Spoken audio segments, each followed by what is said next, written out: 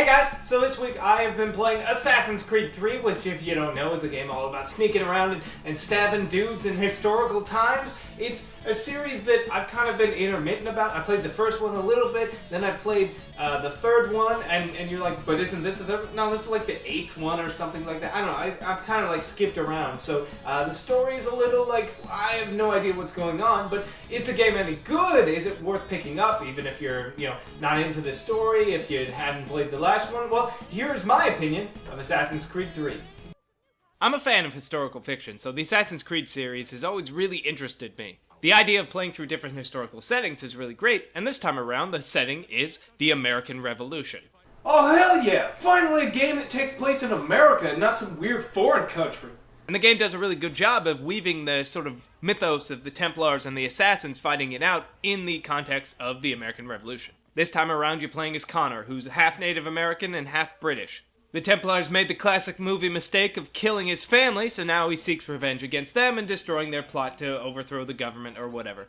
And while Connor definitely believes in all the freedom and liberty and stuff that the revolutionaries are fighting for, his focus is just to kill like the 6 dudes who killed his family, which just serendipitously helps out the revolutionaries. Throughout the game, you'll be stalking through the streets of colonial Boston and New York and other places. And as the years turn in the game and the revolution starts to pick up pace, you'll notice, more strife, more soldiers, more fighting, more rioting. And oddly enough, Connor seems to be around for like every big historical moment in the Revolution. Hey, Boston Massacre? Hey, Connor was there for that. Paul Revere's Ride? Hey, Connor was there for that. Lexington and Concord? Hey, Connor fought there. It almost feels like fan service for history buffs, but I'm a history buff, so I'm okay with that. I also really enjoy the fact that the morality of the game's story is not black and white. It's not like, oh, the British are all evil and the Founding Fathers, everything they touch turns to gold. Connor will ask questions like, hey Samuel Adams, how can you talk about freedom when you own slaves? And where do all my Indian brothers and sisters fit into this new country? Outside of the cityscape, you can also explore the frontier. And unlike before, it's not some vast empty space that there's nothing to do in. There's actually quests that you can go on to help out your homestead, which is your hub city. You can even hunt various animals and sell their parts for money. No way! Hunting is the shiznit!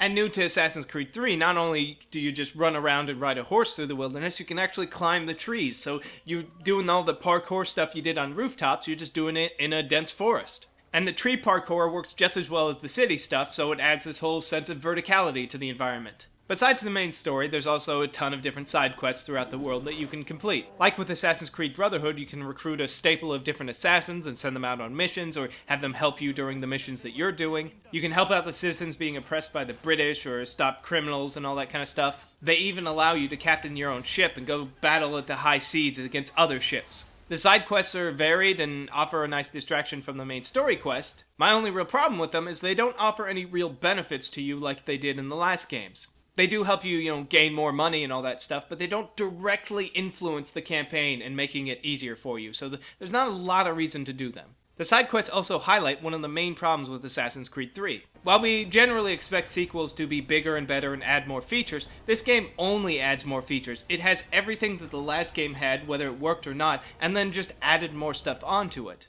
If you were hoping for a more refined experience or a deeper experience, then you're not really going to get that. It's just the same game with a lot more stuff. All the stuff works and it's a lot of fun, but it's basically just features being dumped on you like it's Hurricane Sandy.